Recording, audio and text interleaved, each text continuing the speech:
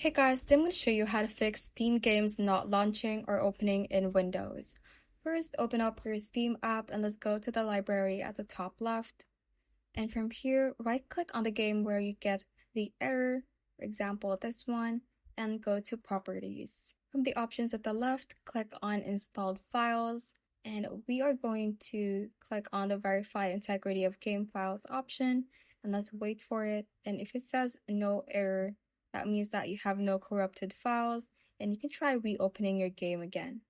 If it doesn't work, let's click on Browse from the same page, and you should be able to see the application file of your game.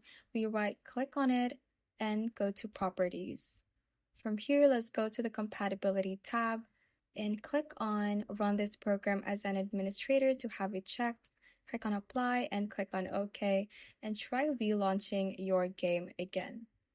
Additional steps to have this solved would be to search for Windows Update.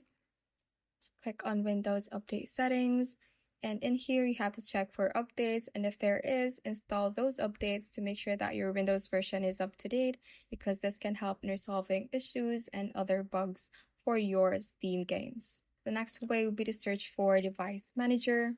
Let's expand the display adapters and right-click on your graphics card and click on Update Driver. Select Search automatically for drivers, and if it says the best drivers are already installed, you can also double check on your manufacturer's site. For example, I have an AMD graphics card, so I would go to the AMD official site and see if there are any updates for my graphic driver.